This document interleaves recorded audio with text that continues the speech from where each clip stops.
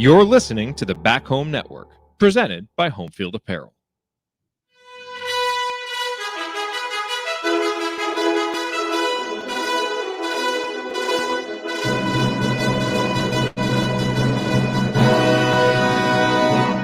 And welcome, Hoosier fans, to a disappointing episode, all too familiar, a disappointing episode of the Assembly Call, as today your Indiana Hoosiers fall to Penn State by the score of 61 to 58, to fall to 10-3 on the season, 1-2 in the Big Ten. I'm your host, Brian Tonsoni, here with Chad Schwarzkopf and Andy Bottoms, and we'll break it all down for you on this edition of the Assembly Call IU Postgame Show. And let's start this show the way we start every show, and that is with our banner moment. Always a little difficult to find banner moments in games like this, but for me, there were a couple of segments where Indiana did show some fight in a day where offense was really tough to come by, and we'll discuss all of that down the line. They came out and took a lead early in the second half and got up 36-33. And then they fell behind by 10, 51-41, and then they had a 9-0 run down the stretch. One of the things that I think, regardless of how we're feeling today, is that this team does have a sense of trying to battle back. It didn't work out today. Indiana really never got going offensively today and allowed Penn State to get comfortable and hit some big shots. That trailed at the half by a score of 27-26, and then again just had those mini runs, and Penn State's runs were a little bit longer and a little bit better, and it ended up in a loss where there were a couple missed three shots at the end. So a tough way to get the new year started for Indiana Hoosier fans, but nonetheless we'll discuss this along the way. So our banner moment today is always brought to you by our friends at Home Field Apparel, now in their fifth season of sponsoring the Assembly Call, and their first as a presenting sponsor for the Back Home Network. As you think about what to do with any Christmas money or gift cards you receive this year, you should definitely consider checking out homefieldapparel.com. Home Field has the largest collection of vintage IU apparel that you'll find anywhere, with beloved logos like two different versions of the Bison. And if you support other college teams, or you have people in your life who do, Home Field probably has something for them too. Their product line now extends to more than 120 different schools with unique vintage logos for all of them. And no matter what you buy, you know it'll be comfortable with the colors, and the colors will last through many washings. Plus, you're supporting an Indiana-based company that came up through Kelly. What could be better than that? So go to homefieldapparel.com and use our promo code HOME for 15% off your entire first order. That's promo code HOME for 15% off. Once again, the website is homefieldapparel.com. Wear one for the team. Okay, now it's time to move the ball, find the open man, and get some opening thoughts from the rest of our team. Andy Bottoms is with us today. What's your Bottoms line on this 61-58 defeat to Penn State? Just thought, pardon my voice, sorry everybody. But I think that the first half IU really played into Penn State's hands from a tempo perspective. Really let them grind it out. IU struggled to really run anything on offense that had enough movement to really generate good shots. So if the ball didn't go inside to TJD, there really wasn't a lot happening on offense in the first half. Then, second half came out with some fight, and seemed like they were going to turn things around. But I go back to, it's 36-33. IU's ahead with the ball, I think, coming out of a timeout. Xavier Johnson drives, turns the ball over. Penn State goes down and hits a three, starts a series of 7 possessions where Penn State scored 18 points in 7 possessions.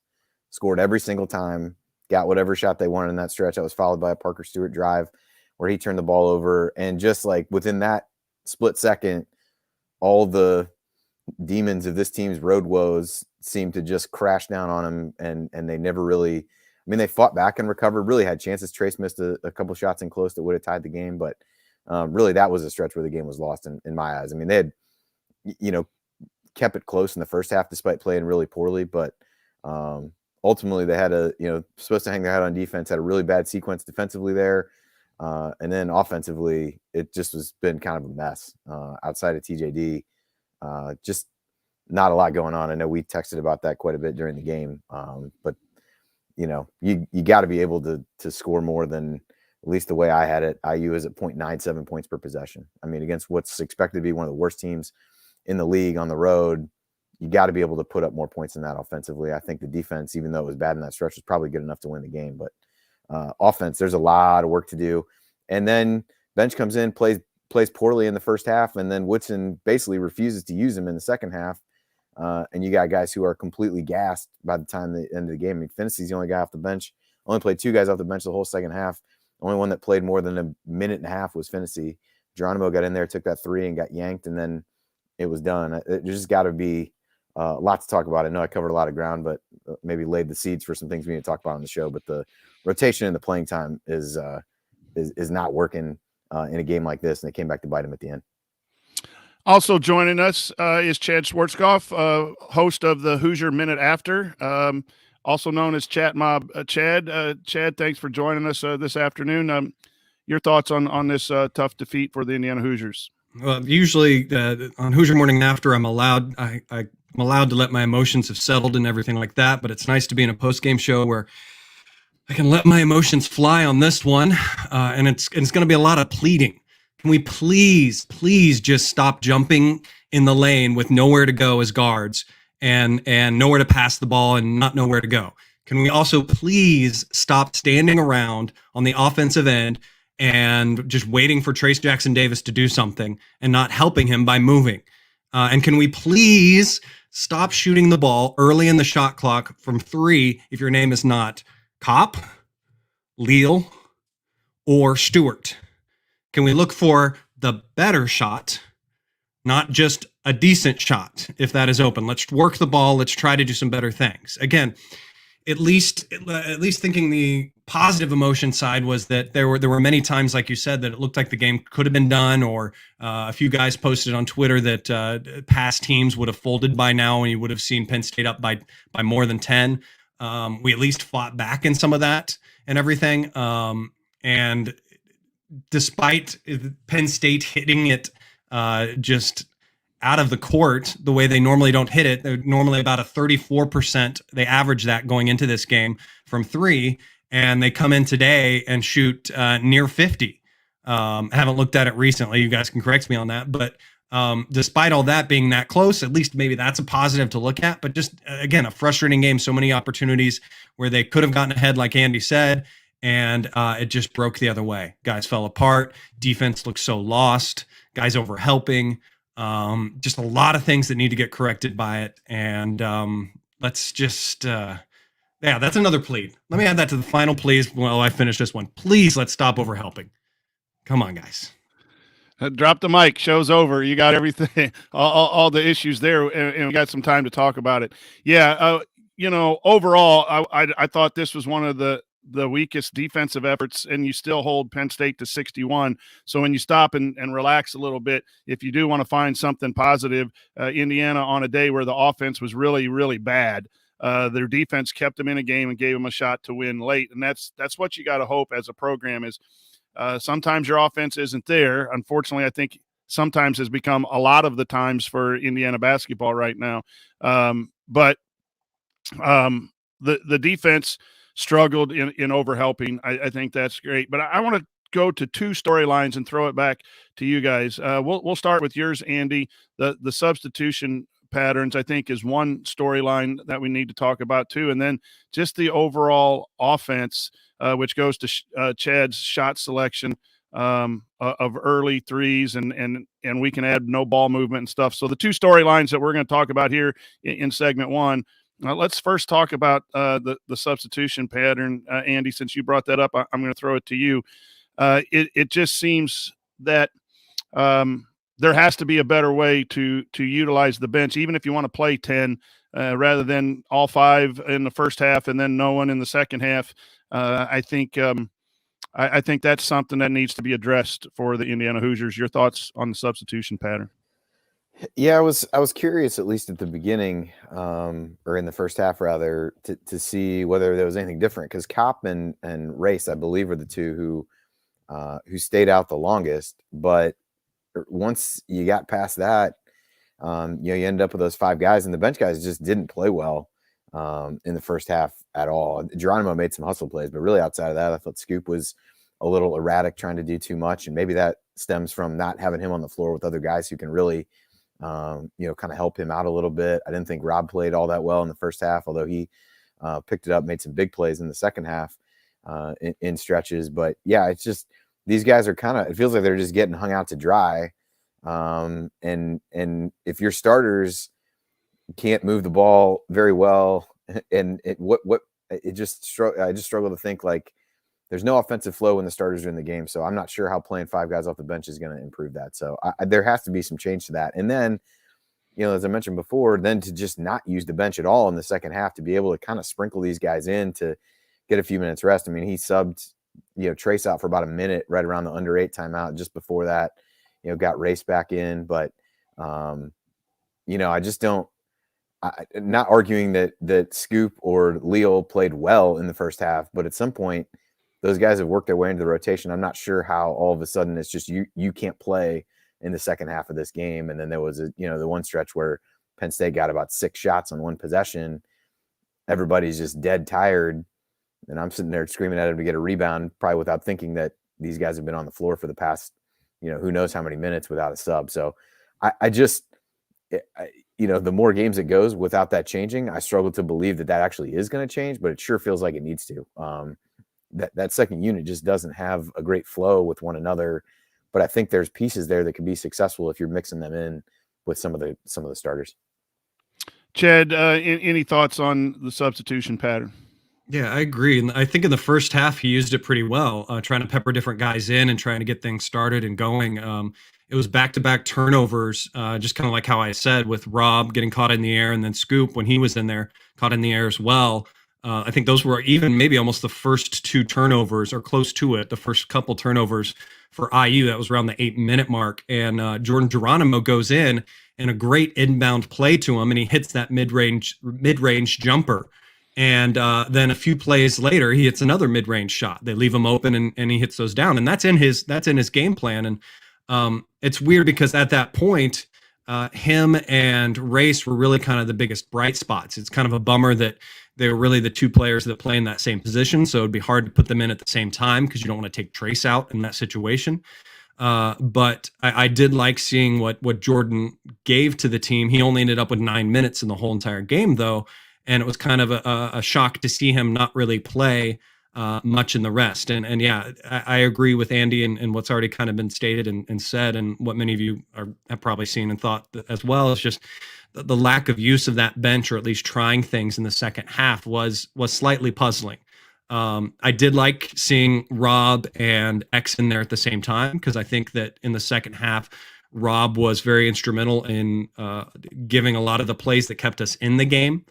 In the second half, he was able to get to the rim like we know he can, with aggression and everything, and had some decent shot selection for himself. But they just didn't fall. I think a lot of guys just, sadly, the shots just didn't fall for them. But yeah, in the second half, it was a little confusing that a few other guys didn't get a play. We didn't at least try Tamar in there and everything. I know I saw a little bit of heat on Twitter of people wanting to say, why aren't 2 of our 5-star guards in there at this point and everything like that? Well, I'm not going to pretend to be the coaches and everything and stay. Just because they have 5 stars doesn't mean they need to be in there in crunch time in a game like this. Maybe they need to be tried, yes. But when you're searching for guard play and you're starting to at least get a little stability from those 2 guys, meaning X and Rob, I guess you got to stay with them at that point. But yeah, it was, substitutions were a little confusing. I agree, in the second half. It's been brought up. A lot of you in the chat mob are saying some solid things too. What would Bates and Geronimo do, sprinkled in with some of the other players? That's something that I would really like to see. And I think those of you in the chat mob, you're making really excellent comments there. That if you judge if guys are going to play in the second half by how they do in the first half, and you have 5 substitutes in, there's a chance they play well, but there's also a chance that you struggle. Trace Jackson Davis has to be double teamed. Well, then maybe that opens up some shooting. I also think Jordan can help rebound, which was a struggle today.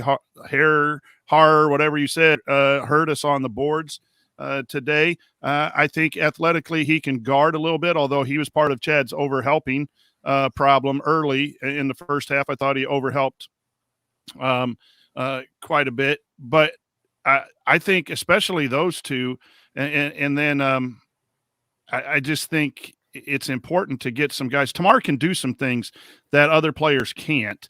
We need downhill guys besides the point guards to be able to drive and cut off screens. So I think that's got to be evaluated. Go ahead. Yeah, to go back to Scoop, I mean, I don't know what he would look like and without some of these other guys, but he basically comes in the game. I texted you guys this. I mean, 4 of the first 5 possessions are in the game, he either takes a shot or turns the ball over. Like he wouldn't. I think to a certain extent, part of that's on him. I'm not giving him a pass for saying, hey, you're playing with 4 other guys, you got to go out and do what you want to do and kind of be aggressive to a fault. But there's also an element of, I don't know that he would be doing those things if he was on the floor with some of the other guys. And I think Geronimo, he's going to do the same stuff no matter who he's out there with. He's just making like effort plays and trying to get to the right spot. Like he's not going to be any, he might be able to get more openings for offensive rebounds and things like that with some of the other guys out there. But like he kind of does what he does. But I think Scoop is the one I'd be really interested to see, because it just feels like when he goes in, he's supposed to lead that second unit, or at least he plays as if he's supposed to lead that second unit. And I don't know that really is helpful from a development perspective for him. Yeah, that's the one I'm concerned. Most programs play 7 to 8 guys, major minutes, but Indiana had Durr with 5, Leo with 5, Geronimo with 9, and Bates with 6. Everyone else, the 6 guys who played, had 24 or more minutes. And I know at times we clamor for shortening the bench, but we went from playing 10 guys to, I think overplaying. Basically playing 6 in the second half. Playing 6 in the second half. And it's just an interesting dilemma that's going to have to be fixed in order for IU to find its groove. And you wonder if that's something to do. The subs have some offensive ability, but they may need to play with the starting point guard and the starting center in order to be that 4th or 5th option and then take advantage when they come in, and maybe they're the number 1 guy now to stop coming off the bench. That's got to be an issue that's addressed. So let's go to the other storyline that I think is very important, and it's the lack of offense. Everyone clamored the last 4 years that the offense wasn't very good, and the hiring of Coach Woodson, everyone praised it because of the 4 out, 1 in. Fellas, we don't have an offense. And I hate to say that, but scoring 59 points at Penn State is not good offense. Some of it is shot selection. Some of it is jumping in the lane, turnovers. Some of it is first side passing, first side shooting. Everyone, I've gotten into disagreements with some of you good fans about the confidence thing. Confidence is great, but playing basketball the right way is just as important as having confidence. If you have confidence and go take a crappy shot, that's a turnover. And quick threes are turnovers just as much as jumping in the air, as Rob did, as X did, as a lot of players do. Confidence is great, but at some point, this is now, game 13, 14. And we keep hearing that the offense is behind the defense. But my question then is, when is the offense going to catch up? To some point that'll win you some basketball games, because it's just been dangerously bad. In the Notre Dame game, it was scary bad. At times in the Northern Kentucky game, it wasn't very good. Turnovers have been a problem. The program's been running. I know it takes a while, to get stuff in, but there was no creativity offensively in sets, in cuts, in a variety of things. Today, it was just go play. It looked like go play with the concepts. It's more of a concept than an offense. So I kind of riffed there while asking a question. I'll shut up and let you guys do talking. But Chad, we'll throw it to you too. What's going on with the offense? Because 61 points is enough to win. Holding Penn State or any Big Ten team to 61. What we did at Wisconsin was enough points to win. It's time our offense get in gear. Yeah, exactly. It seemed it's a little too free. In this game, Coach wanted to state going into the season, obviously, that it's a player run type of offense and everything. And well, you got to know when to take that from the players and call the plays and run it, because they weren't running it and they weren't playing it. Too many guys standing around, too much of Xavier just kind of dribbling around, waiting, see if he can get the entry pass to Trace Jackson Davis. If he can't, he'll dribble to the other elbow and try to get a screen from him and dump it off to him. But it's just, there were many times in the game, one of the biggest moments, and I hate if I steal this from Meaningful Moments, but when IU was up 36-33, and you're coming out of a timeout, media timeout in the second half, and it's just, you do nothing with it. The inbound play leads to nothing. But again, another Xavier Johnson driving with nowhere to go, and he loses the ball in the air, and Penn State runs down and hits a three-pointer. And I think they hit three-pointer the next two trips as well. So there was just a lack of play calling within the game overall, just the movement and everything. And we know we've seen it. We've seen it in plenty of other games. Some great screen downs, some great movement from the wings crossing over. But it was just dead. It was like Christmas break. We had too much eggnog or something, and it just got deleted from our brains because the guys just were playing hyperball out there. Andy, thoughts about the offense? Yeah, I mean, the lack of movement when they would dump it into TJD to really generate stuff off of what he was doing. They talked in the first half about they had worked the shooter on really trying to like whip the ball out to the outside, which you saw in a couple times, but not a lot, because nobody's really moving to get open. And then, Kopp and Stewart were a combined, let's see, Kopp was 2 for 5 from the floor, 1 for 2 from 3. Stewart was 1 for 4 and 0 for 2 from 3. I mean, those are guys that at least 2 of the 3 makes between them were off the dribble, which is not where those guys have excelled. But those are guys who are shooting it well enough. Like it just kind of baffles me that you're not running at least some things to get catch and shoot opportunities for those guys. And maybe somebody will go back and look at the tape and show me where they did try to do that, and somebody ran to the wrong place. And I'd be curious for Tony to maybe break that down in the film room. But it just seems like you're not doing enough to really have legitimate options to have people prepare for. I mean, not everybody can really body up TJD, but Hara, while I would argue not overly skilled, took advantage of the things that he had over TJD. He was super physical with him in the post and banged him and tried to make him finish through him. And then he took advantage of when TJD would go over to try to block shots on the weak side and got probably 4-6 points just on putbacks of stuff like that. I mean, he did, what he needed to do to take advantage of that, but it feels a lot like it's dump it into Trace or X trying to do something off the dribble. And, I know Xavier is kind of a lightning rod for people, so I'm sure bringing his name up will invoke who knows what in the chat. But for me, he has a sense of when IU really needs a basket. What he doesn't have all the time is a great sense of how to get it for him.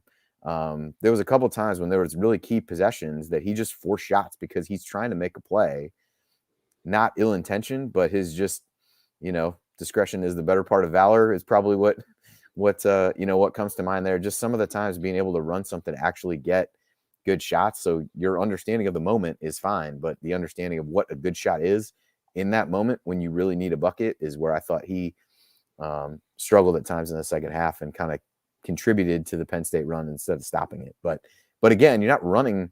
You just didn't seem like you're running anything. So then I think everything breaks down into these one-on-one things. And as much as I hate to do it, I'll give Ryan a little bit of credit in our text chain here. But he said something at one point. I gotta find it. It was quite prophetic.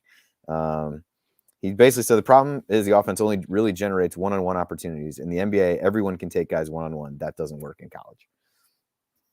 So I'm just sign off now that I've given Ryan credit for something that he's not even on the show. So I'll see you guys later. The lack of ball moving side to side. I mean, Penn State did a lot of one-on-one stuff too, but it was after the ball moved 2 or 3 times, and then they got an advantage or got a mismatch, and then they drove in, and they would pivot and then find the open man and force a closeout, and then hit the next man, that one more passing that we've kind of been talking about. There was very little player movement. At times they ran a little cross screen or an X action where the guards would crisscross underneath and screen down, but it wasn't very purposeful. And it was just a lot of try to feed the ball and then stand and watch if the double team came, and they were just hoping that they could kick out and hit shots.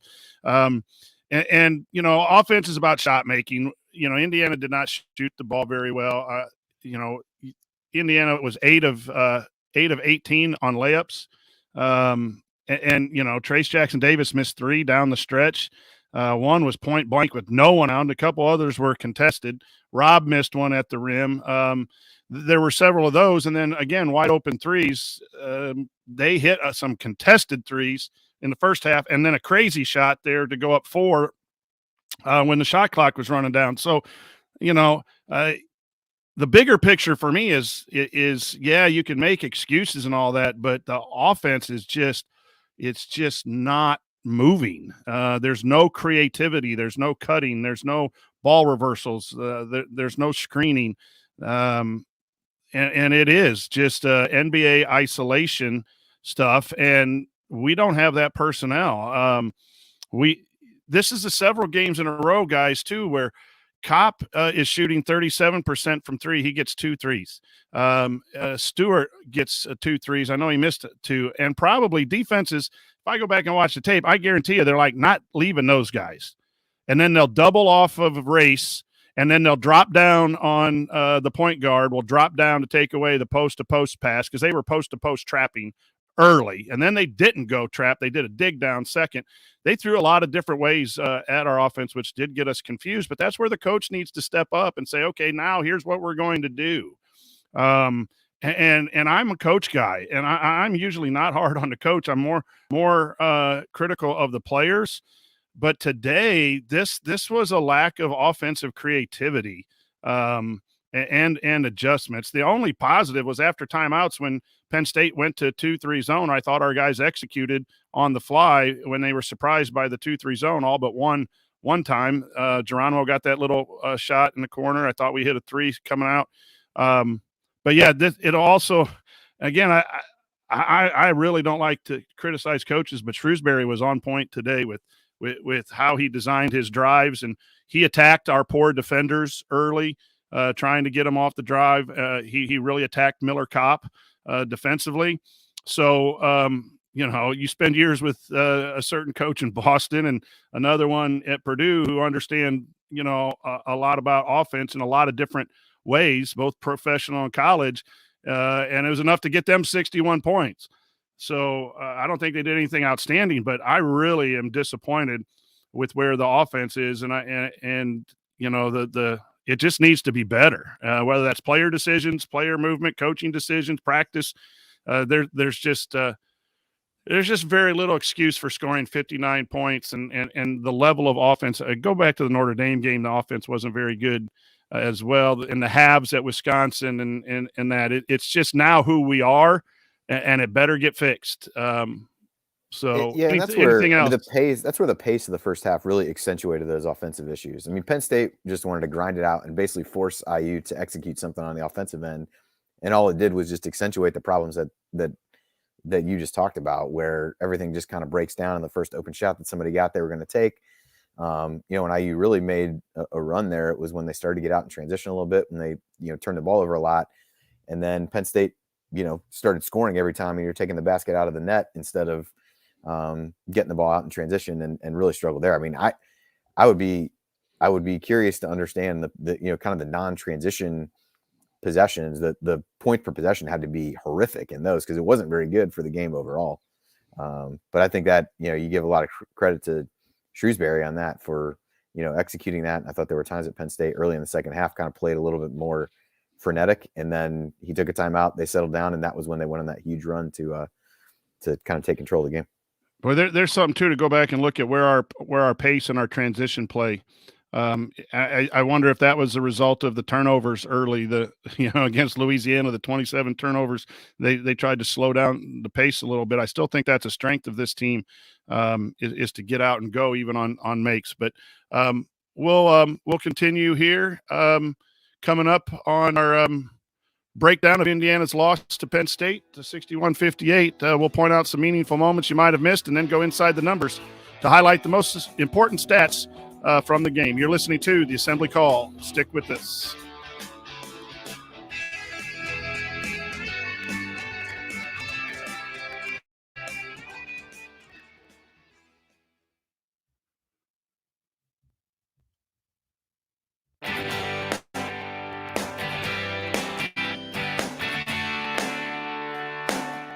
Hi, this is AJ Moye. What's the only thing better than upsetting Duke in the Sweet 16? Celebrating it with friends afterwards. Join Jared, Andy, Ryan, and Coach for the Assembly Call after every IU basketball game. Go Hoosiers!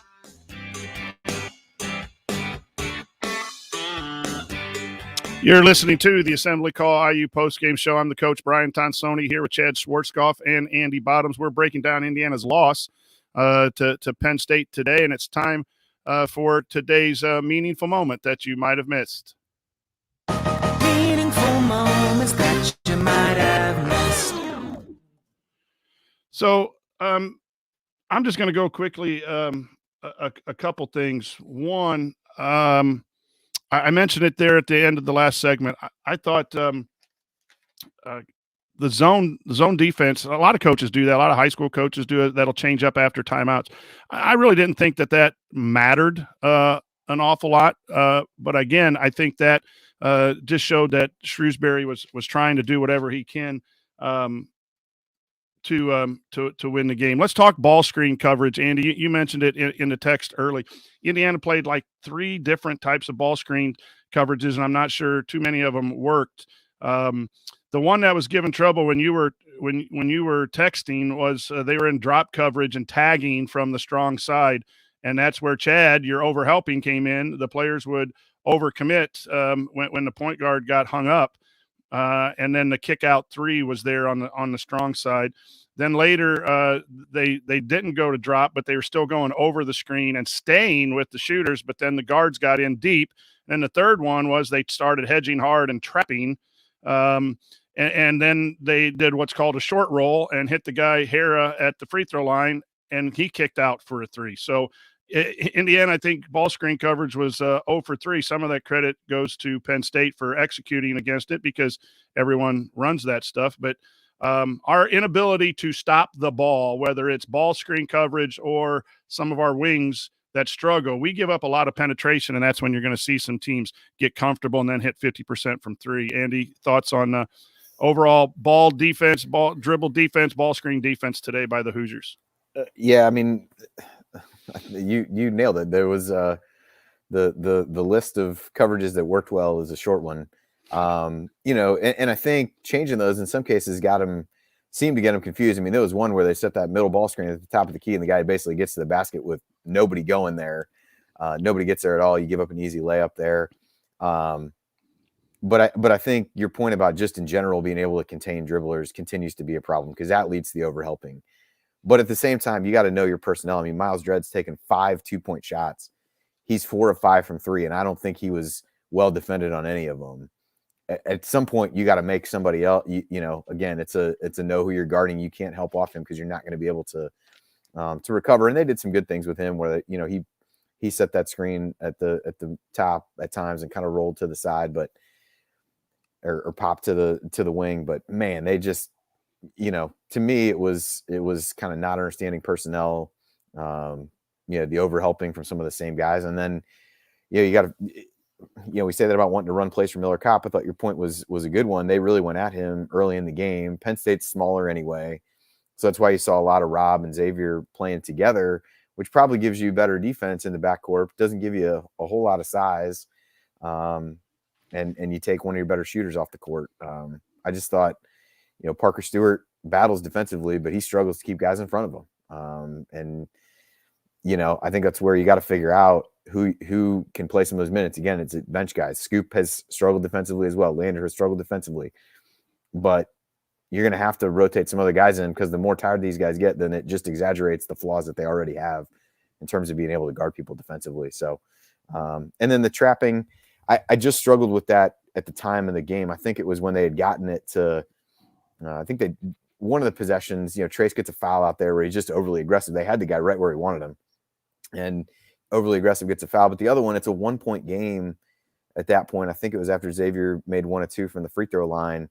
To me, at that point, go do something else, because you're just setting yourself up to do that. I mean, Hera, you really don't even need to guard outside of 6 feet, but he gets the ball kind of just above the free throw line. Somebody runs at him, and you leave the guy who only shoots 3-pointers to, drill one and make it a 4-point game. So the timing of that, I understand trying different stuff, but at that point in the game, didn't make a ton of sense to me either. Chad, I'm going to come to you with another moment you've kind of hinted upon earlier was quick shots, and the first shot of the game. And I don't really want to pick on Race, because Race has done so many good things, but Race takes a one pass 3 at the top without moving the ball. I don't know that made a difference in the ball game, but there was a time in the second half where Race takes another quick 3. I have it at 36-33 on my notes. I don't know if I don't have the play-by-play up right away, but there's a quick 3 taken, and there's an opportunity to extend the lead. And I just have those 2 written down by Race, but I imagine we can go back and find 4 or 5 shots that were somewhat quick in the shot clock. I remember the announcer even saying 4 or 5 times in the second half, that's not really kind of the shot you want when you're trying to come from behind. Expound on that. You mentioned that in your opening about quick shots. Well, I think it's a mixture of it's the quick shot, but sometimes quick shots can be okay.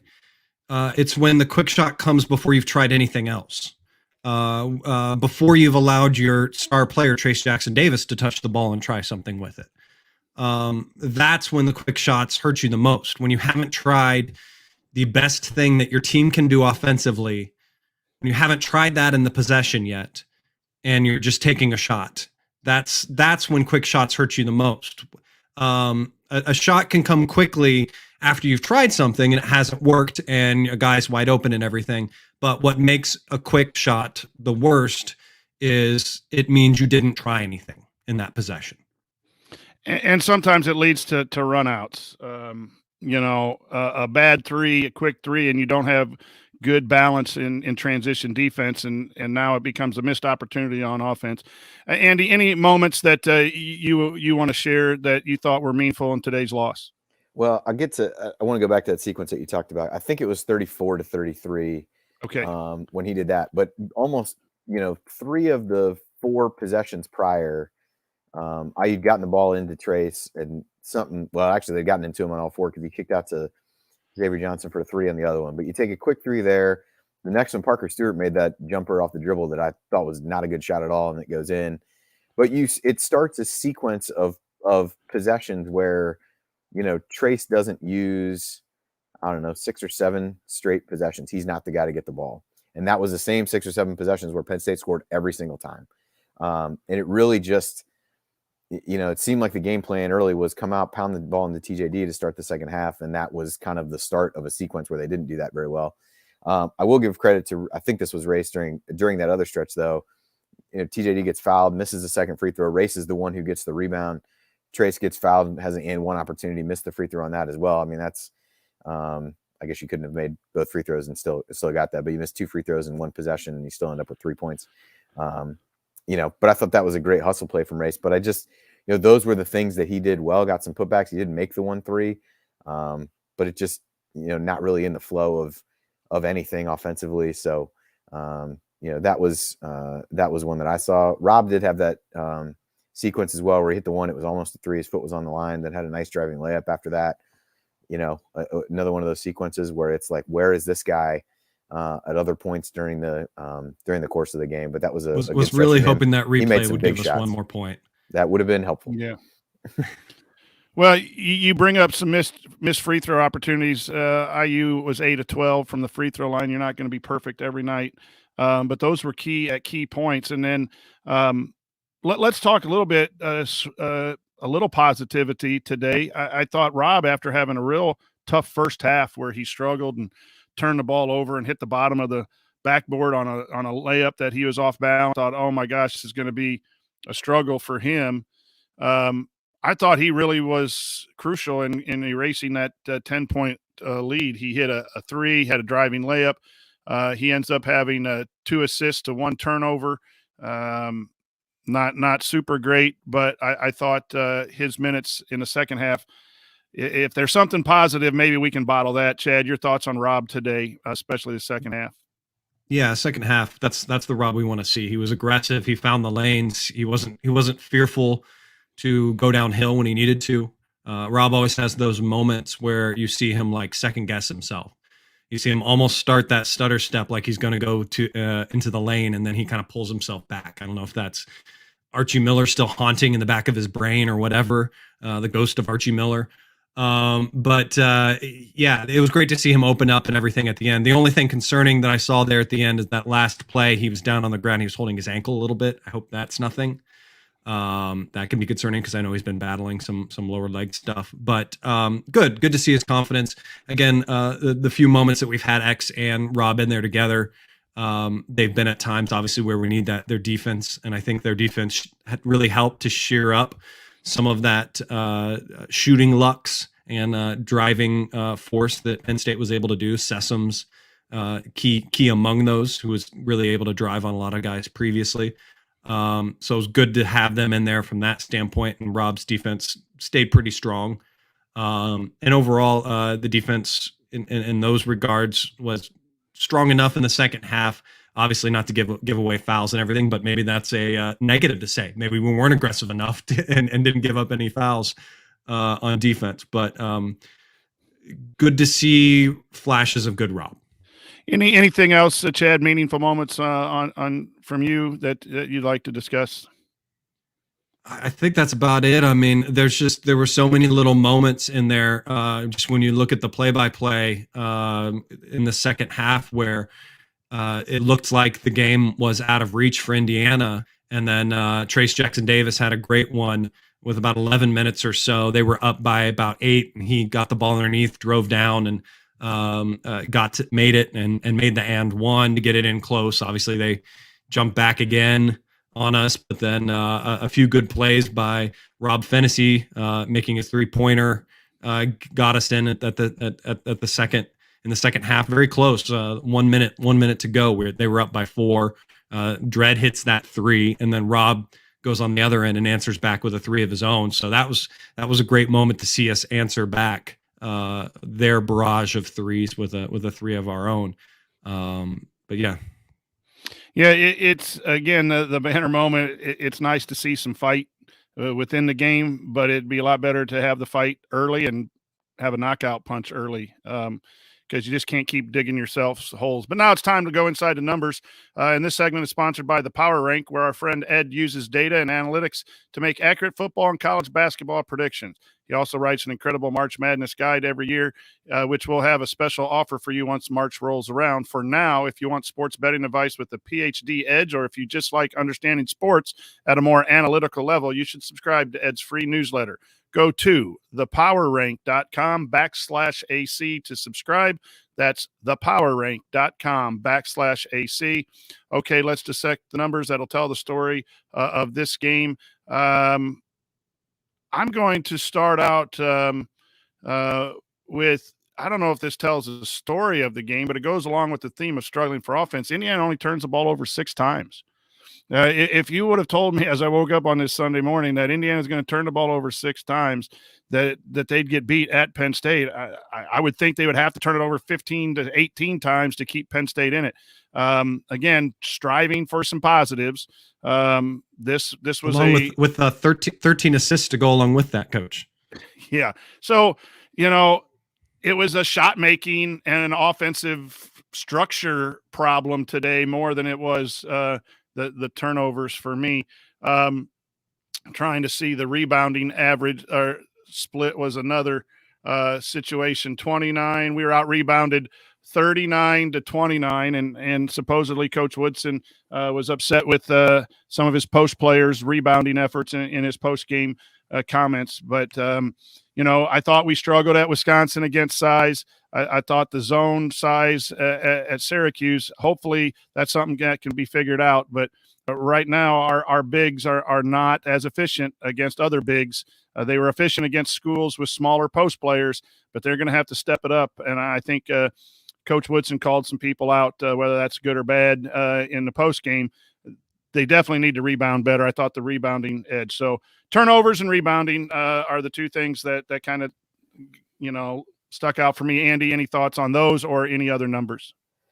Yeah, the turnovers were interesting. I mean, they did come in bunches. I think three of the four in the first half were within a 4-possession stretch where you turned the ball over 3 times. And then the 2 in the second half were, kind of killers when they were, as a sequence I referred to earlier. You're up 36-33, turn the ball over twice in a row. And after the Penn State possessions, and you're down by 3 and you've turned it over twice in a row there. Rebounding wise, yeah, it sounds like Woodson, I point the finger straight at Trace, 5 rebounds in 33 minutes. That's not good enough. He's got to rebound the basketball. That's his job.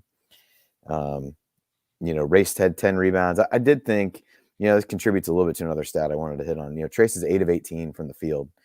Did miss that 3 right at the buzzer. And then had another kind of elbow jumper that he took. But otherwise, he missed 8 shots right around the rim. And we talked a little bit about Hera being, physical and really making some of those things difficult. I think that was, finishing for him still was a struggle today. Didn't mean that he didn't play well, but had the one toward the end that would have tied it was a really clean look. And I'm not sure if he just lost control of the ball or what happened, but he had the guy beat, thought he was going to dunk it. And then he, kind of flipped the layup off the board. But so, I think those are, we touched on the free throw shooting, 8 of 12, missed all 4 that they missed in the second half. 3-point shooting was poor. I think you can attribute that pretty closely to some of the offensive movement issues you had, where you're 23.5% for the game. And just overall, I mean, if you only turn the ball over 6 times, it means you did a really poor job of shooting, because to your point, you're not giving possessions away that way. And you end up shooting under 40% for the game. Just is pretty tough. And then Penn State hits 11 threes, which is a good recipe for any team to shoot it well. But, a lot of those, there was the one where the guys, shot clock guys falling to the side that was there. But I don't think a lot of them were just absolute prayers that were there. I think a lot of those came as a result of IU's challenges on help defense. And too many of them were clean for guys that you want to take shots away from. Chad, any numbers? I'm going to hold on to TJD talk for an additional storyline here after the numbers, because I think there's some conversation that needs to be had about his ability to rebound and to score against bigs. But Chad, any numbers that stand out for you?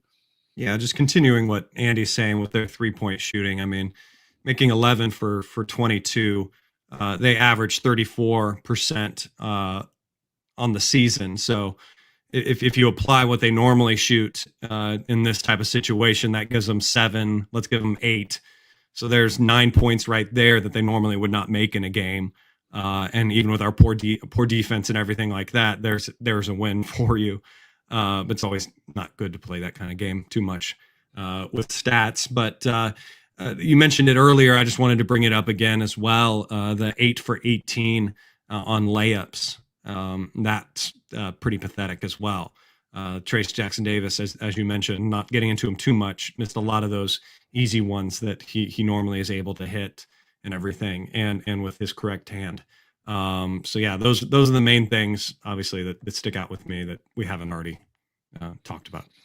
So that brings me to just a quick additional storyline, and then we'll bounce to segment 3. Trace Jackson Davis, for me, has yet to prove that he can really score with his right hand, shoot the 15-footer, miss some key shots, I thought, here and at Wisconsin. And size gives Trace Jackson Davis trouble. And you have to – man, I probably shouldn't say this, but you can't just dunk the basketball. You're going to have a variety of diversity of moves and things. And right now, he is very talented, and he got 20 points tonight. And without him, we're not in the game. And every night the pressure is on him. It's just got to be tremendous. But when you get looks at the rim late, you got to be the go-to guy, and you got to make shots. If your best player doesn't make shots, and then if you get out rebounded 12-5 by the opposing center, and those stats can be, interpreted differently too. If one team misses a lot of shots, there's going to be a lot more rebounding opportunities. But there's a lot of expectations, for him to be on point every game, every minute, and that's got to be a tough thing for him. But he's got to be better against size and find different angles, different ways to get to the basket, because the running left-handed stuff, shooting over someone has not been efficient. Your post player needs to shoot 55 to 60%, and he was 8 for 18. Chad, any additional thoughts on TJD? Well, like you said, we got an example of it. He had a right-handed layup during a crucial time. I forgot exactly when it was. I didn't take notes because I believe I was standing at this point away from my notes, frustrated at the TV, that he missed. And then he had that little elbow shot that he took and missed. So like you said, he hasn't shown that quite yet. He's very good at those things that he can do. And it is going to get a lot of wins for IU this year. And it has gotten IU a lot of wins this year. He just hasn't diversified like he said he came back to do, like you said. And I did notice as well in the first half, they had a lot of shots of him on the bench and everything too. And he seemed to be in his head a lot in the first half, at least this game. You saw frustration when you saw him on the bench. You saw towards the end of, I believe, the first half, or maybe it was in the end of the first half, they show him in the huddle and he's yelling and everything like that. But that's great. That's leadership. That's showing a player that's getting on his teammates and getting them going. But this team goes the way he does. And when those shots don't fall and you're 8 for 18 and the ball doesn't come into you and you can't plow through a big guy, those kinks in the armor are still there. And we've seen him at least in this game, and he can make them disappear. He can pound out that armor and look a lot better. We've still got a lot of season to go. But we've got his number right now, and other teams are going to. So it's time for him to step up through it. Andy, any thoughts on TJD today? No, like I said before, I think Hara's the kind of guy that gives him trouble, not necessarily overly skilled, just overly physical. And I thought, again, Hara took advantage of him, really hunting block shots and got a few putbacks as a result of that. And, I think the comments are interesting. It certainly suggests a pretty strong relationship between Woodson and TJD. So I suppose that's a good thing, but there's got to be other guys who can step up and be threats. And ultimately that falls on the offense to a certain extent. Nobody else scores more than 9 points today. And yeah, he missed some shots that he's got to be able to convert. And I agree with you that some of the progression that I think everybody expected, hoped for, whatever you want to say, hasn't necessarily been there. And this will sound like excuse making, but I'm also not sure it serves him well to play 19 of 20 minutes in the second half of a game. And some would say, hey, he's 20 years old, he can handle it. Maybe that's true. But I also don't think he's, so much is being expected of him. And whether you blame that on Woodson in terms of like what offense he's running around him. But he is carrying a heavy, heavy load at this point. And you're an All-American, you should be able to do that, but he needs more consistent help than what he's been getting, which doesn't absolve him from missing what should be easy shots around the rim, doesn't absolve him from getting 5 rebounds, doesn't absolve him from, chasing these blocks and not being able to get back on the offensive glass. But it's kind of a chicken and egg thing to a certain extent when you look at some of these other factors that are potentially playing into it.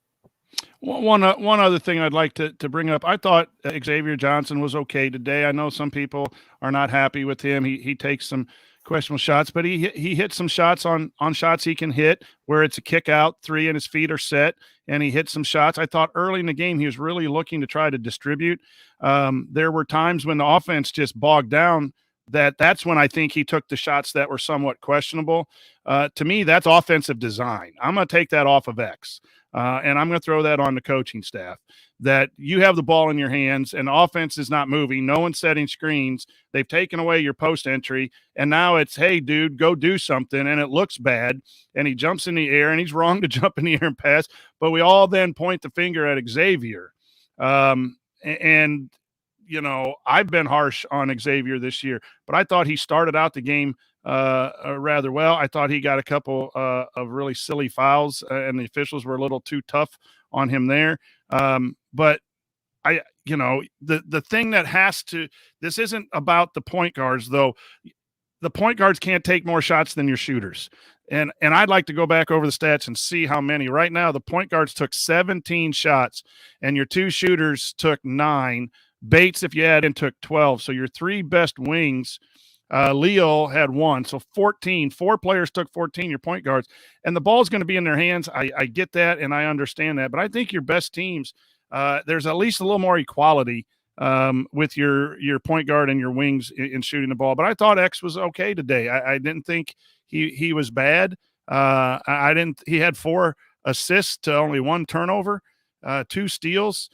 So I thought we got some good things out of our point guards, Rob in the second half and Xavier overall. So I thought that was a good thing. Andy, any thoughts on X today? Yeah, to a certain extent, the amount that Rob played with X in the second half probably leads to those numbers getting a little inflated, but I think your overall point is still valid. Yeah, I didn't think he played bad. I think everybody's got their mind made up about him, and you can find enough plays in the game to say, hey, this was a bad shot or this was a bad turnover, that you can kind of prove whatever your point going in is. And if you think that he's playing relatively well, you look and say, well, he was second on the team in points. He had 4 assists to the 1 turnover, to your point. I thought the biggest thing was getting him taken out of the game in the first half with the first foul I thought was kind of garbage in the post, because it was a play on the other end right before that I thought he got hip checked going to the basket and they didn't call anything. And then they call a touch foul on him guarding somebody in the post. The second foul was just silly. And then you take yourself out of the game. And I told you and I texted at halftime, but he better not get his third or they're going to be in some trouble in the second half, because he was really a guy that I thought was doing relatively well. So he didn't end up getting in foul trouble, but I just thought took some bad shots trying to make a play, but not really recognizing what the right play would have been in that moment. But I'm also not sure. You could look at the Rob Finney that played for segments of the second half and say, yeah, play this guy more. But if you look at the Rob who played in the first half, I'm not sure you're making the same argument. So there's a little bit of recency bias in some of that, where he played good down the stretch, made some shots. I'm not sure what you're getting from him if you play him more, as people seem to want the staff to do. All right. Coming up on the assembly call, we are going to hand out our game balls and Hoosier Hustle Award. Then we introduce our segment on Indiana's next opponent. That's all here on the assembly call. Stick with us.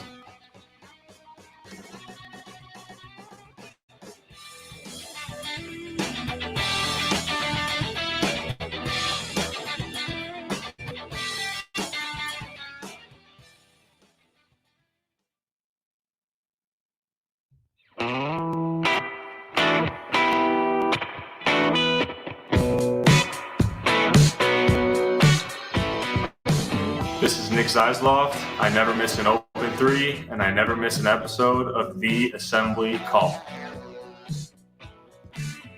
You're listening to the Assembly Call IU Postgame Show. Catch us live immediately following every IU basketball game, plus every Thursday night at our website, assemblycall.com. Also, make sure you sign up for our free IU Hoops email newsletter. Over 9,000 of your fellow IU fans have subscribed.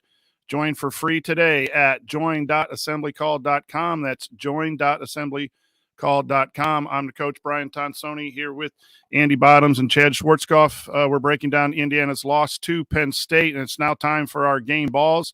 Chad, you're up first. Who do you give a game ball to for today's effort?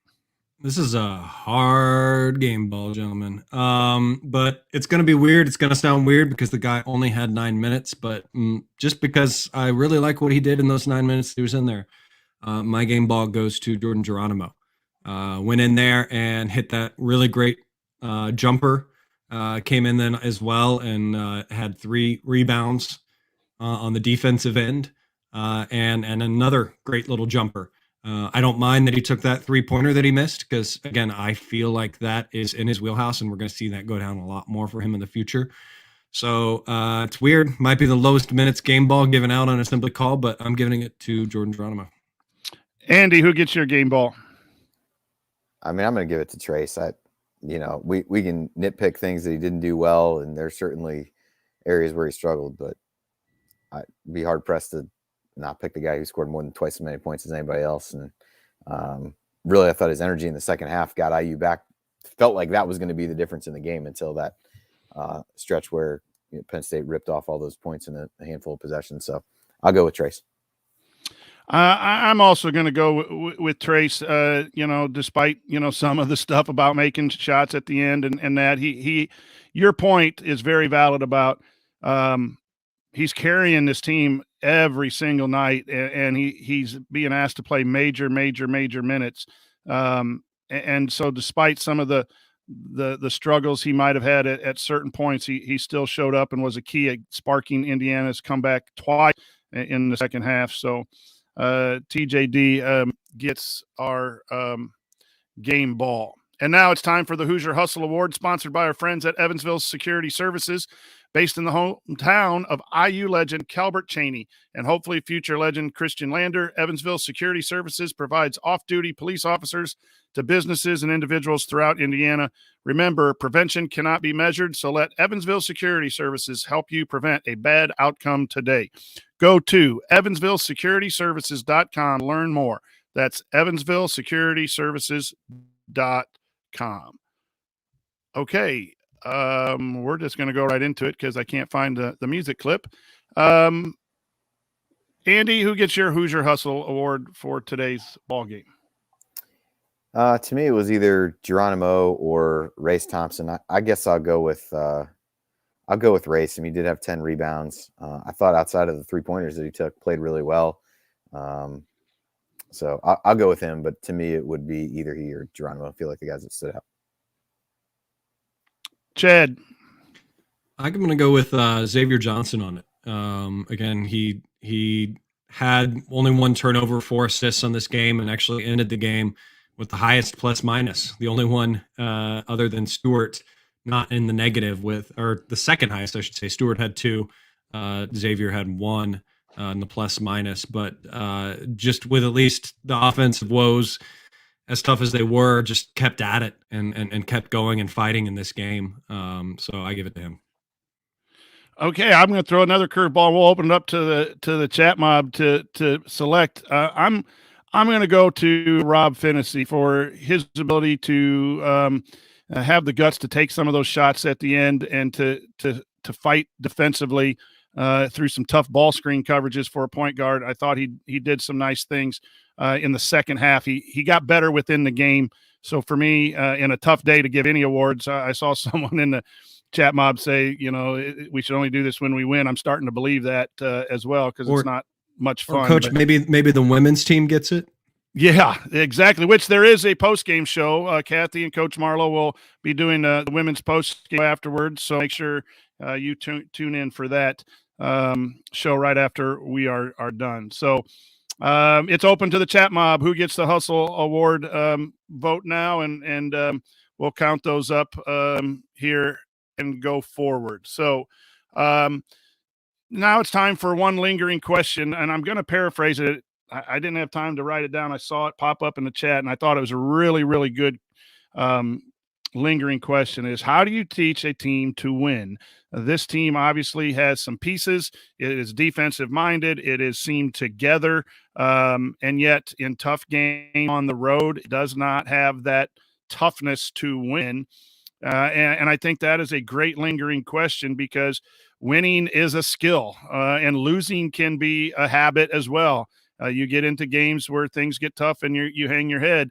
It is a tough question. And if anyone here on the panel or in the chat knows the answer to how to get a group of young men to win consistently, they should write a book and go on a speaking series and make a lot more money than sitting in here talking to me on a Sunday afternoon. But I think that is a great lingering question, and it might not be one that we can answer.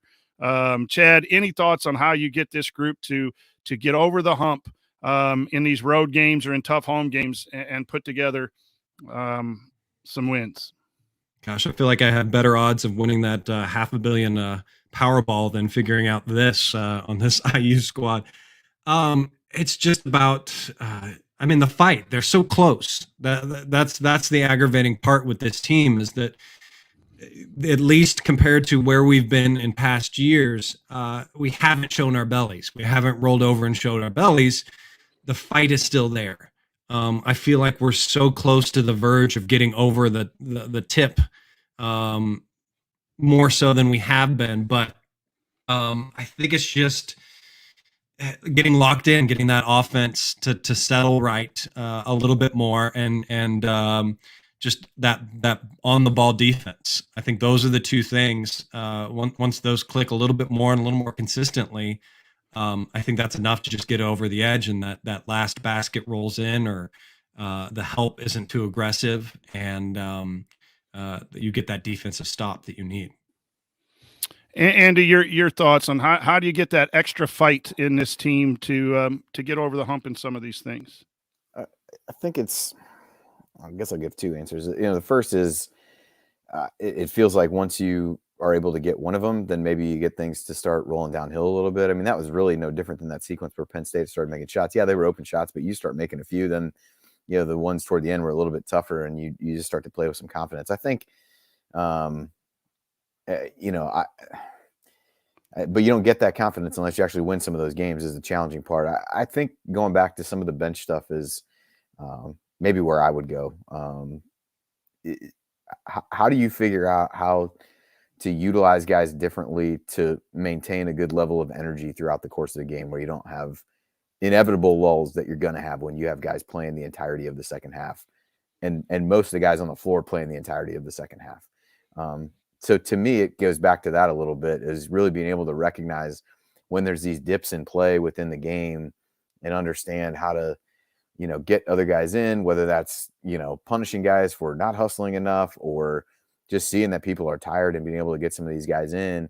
And then being able to, as we talked about earlier, how do you build some confidence in these guys who are playing on that second unit? Because right now, I can't imagine there's any of them that have a whole lot, because that unit hasn't done all that well in meaningful games when they've played together. I think we could go back and look pretty consistently at the non-cupcake games, and I don't know that there's too many times that group has really flourished.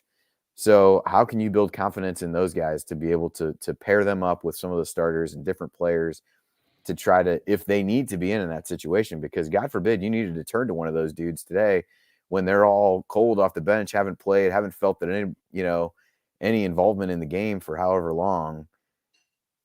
You put one of those guys out there, I'm not sure what you're going to get. So I think it starts with that, and really trying to figure out how to get some of the rotations in the lineup groupings a bit better. I'm going to answer it in two ways. One, you recruit winners. And by no means am I calling the guys on this team not winners, but you go and you recruit the skill of people that will do everything and have that confidence that you could bring out and bring it out extra.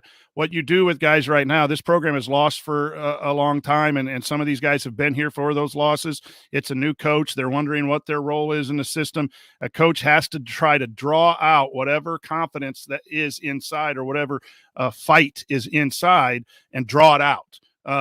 I don't think that's something you can insert into someone, but just like Coach Marlowe has said over and over again, you can pull out the confidence. You can pull out what's inside.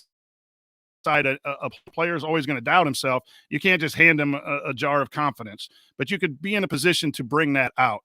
And I think that's what the staff, every staff fights with that, trying to maximize each team's level of confidence and ability to fight. Right now, it just seems that, to me, more than that, I think that's an excellent question. But to me, I think right now scheme has to be reevaluated, especially on the offensive side, to put players in position to succeed more than what they're doing right now. And that is just from the top of the organization all the way down to the organization.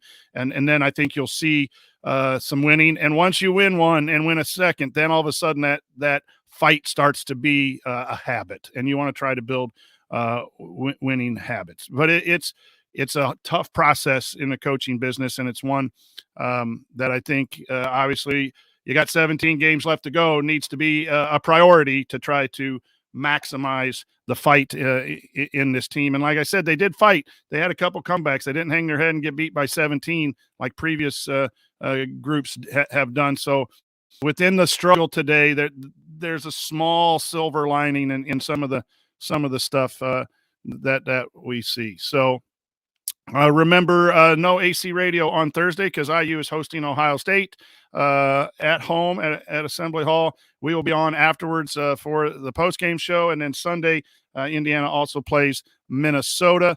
I will be at Assembly Hall on Sunday with Joel. So come talk to me. Don't talk to Joel. Yeah, that's the MO on that one. But if you are in Assembly Hall on Sunday and would like to talk, I think I got some pretty good seats for this one. So you're listening to the Assembly Call IU postgame show. Remember to check out our friends at Home Field Apparel. Use the promo code HOME at checkout to get 15% off your first order. And okay, guys, it's time for last call. Chad, your thoughts today? It's a frustrating one. Starting to get into my Hoosier morning after mode and settled and look at the positives and settle these emotions. I'm just happy that there was fight at least in this game. Again, as we've kind of drilled home a couple times in past seasons, this team would not have fought like they did at the end of this game. So it was good to see that and everything. I do have a quick voicemail from Jared. Left a few comments about it. The game. I am cranky. Oh, he's not happy. For the most part, I'm going to go to bed tonight just pissed. Oh yeah. So I'm not going to play any more of that. Jared's just pretty cranky about this game too. So it's again. Let's learn from it, guys, and move on to the next one. And hopefully we can continue to fight like we can. And we can just put these bad things behind us. But it's starting to look like there may be some habits starting to happen. Andy, your thoughts? Yeah, just real quick look ahead to Ohio State. They play tonight for the first time in about 3 weeks. But they play at Nebraska. And then obviously the next game at IU. Be a really good test for IU's defense. They're currently ranked 9th in offensive efficiency, around 50th on the defensive end. So for all that we've talked about IU's issues being on the offensive side, that should be a really good test for IU on the defensive end. I think their front line outside of Zed Key is not have a bunch of huge physical guys, but a little bit more athletic with EJ Liddell, Kyle Young. So be interested to see how if IU fares a little bit better in that scenario. At home, I think it really becomes definitely not going to say a must-win game at this point. That would be ridiculous. But it becomes a pretty important game. I mean, I think we all felt pretty good about the early schedule for IU in the Big Ten to maybe be able to get off to a good start. I think the ship has kind of sailed on that. Now it's protect home court and then see if you can get things figured out. To me, the biggest things I look at are really starting to be issues at this point. I mean, you're 13 games out of a 32 game season, so you're not quite halfway there, but you've crossed the third of the waypoint, and IU ranks 73rd in offensive efficiency. I mean, and that matches up with what we've seen, particularly against better competition. I think that's the alarming part, and I think the substitution pattern plays into that a little bit. Maybe that's me connecting dots that aren't really there to be connected, but I do think there is some connection there, and so we need to see Woodson make some adjustments to how he's coaching this team. I think at this point, doesn't mean he is not the right guy for the job. Doesn't mean any of those things. But one of the most important things that we've talked about, no matter who the coach has been what their ability has been to make adjustments both in game and from game to game. And I think that's been disappointing so far. I thought it was, the way the bench was used today just didn't set anybody up for confidence, success, whatever you want to say. And so I think we need to see that start to change at some point, or I think you're looking at a middle of the road Big Ten team, which I think expectations for most people were higher. And maybe that's proves to be incorrect, but just doesn't feel like today was a day. Easy to say this in the heat of the moment, but didn't feel like they got the most out of what ability is on the roster today. And I think some of that goes back to the offensive system and the substitution patterns, at least in my view. Would encourage everybody, as Coach mentioned, listen to Jeff and Kathy on the Doing the Work podcast to talk about the women's game. I was kind of watching that. I was watching it up to when the IU game started, then was trying to keep an eye on it on the side screen. And they, you want to talk about fight and resilience. They gave up a lead late in the game, came back in overtime, and really played well. So kudos to Terry Moore and the women's program. They've gotten off to a great start. So look forward to listening to Kathy and Jeff do the show. So everybody tune in for that. Probably a good palate cleanser, I would guess, after listening to us talk about this game. There's somebody in the chat who said they're rewatching, who said they're watching back the game. I really want to give him credit because he's really doing the Lord's work at that point and going through that. If I find it here, I will let you know. But he mentioned multiple times that he was going back to watch it. I think it was Patrick in the chat. So kudos to you, Patrick. This is not one I intend to go back and watch anytime in the near future, let alone right in the aftermath of the game. This was very disappointing, and it is to a point where habits and patterns are starting to be solidified. The offense has to be better from the coaching staff down to the players and their choices and shot selection, or this is going to be a bottom half Big Ten team. That's simply what we see. Thankful for the defense, but I do want to end with this. It is a new year. I put on my board in my classes blessings over grievances all day, every day. I encourage you to find the blessings in your life. There are so many for all of us, one of which for me is this group of people that I work with and share the mics with, but also the chat mob. I thought you were very gracious in your frustration today as opposed to some previous games. I thought your comments were fair, but it is a blessing to be a part of Hoosier Nation, even on days when the scoreboard doesn't turn out our way. Good friends, good people, but make sure you take care of your blessings and realize that there's probably far more of those than there are grievances in this world, and we all need to take care of each other and stay healthy and really, really, really fight hard to make every day the best day we can. And with that, that'll do it for today's show. If you want to see us do the show live and be part of the live chat, make sure that you subscribe to our YouTube channel, youtube.com/assemblycall.com. And don't forget to go join assemblycall.com to join our free email newsletter. Special thanks to Bob Thompson for the music you hear on the show. Special thanks to John Ringer of Rings Design for designing our logo. And thank you for listening. We'll be back to talk IU hoops again this Thursday night. And until then, take it from me, Jordan Halls. Keep your elbow in and your eyes on the rim. And go Hoosiers. Thank you. Thanks for coming out. All right, I got to get out of here, folks. Thank you.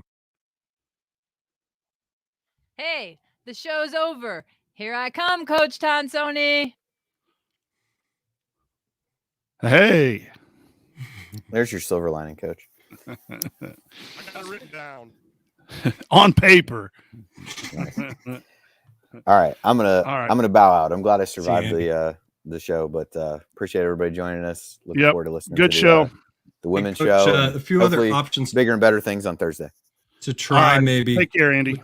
All right, with your mic situation, maybe see if you can. If you have another cord, change out your mic cord. Have you tried that yet? No, I have not. How was it today? It seemed all right. I was trying to see patterns in it if I could, especially on the end there, seeing if it happens just when you're talking or. I thought maybe the music with the StreamYard zips or compresses the music and then the audio. Because how do you guys play? How do you guys play the audio clips? What do you use? What's called? It's an app on the MacBook. Yeah, because you're using MacBook stuff. Sorry. Yeah, because I use a different thing. I use a different thing for all my stuff. Yeah, it's called Farajo. Okay. He had me not use the recording, the audio hijack, which is also a Mac app to record. Because when we shut it off the other day, it seemed we need to get going for the women's show. Kathy and Jen want to get going. So, yeah, any idea, send them to my way. Thanks again, everyone. Peace. Tune in to Jeff and Kathy for a happy post-game show. So long, everyone.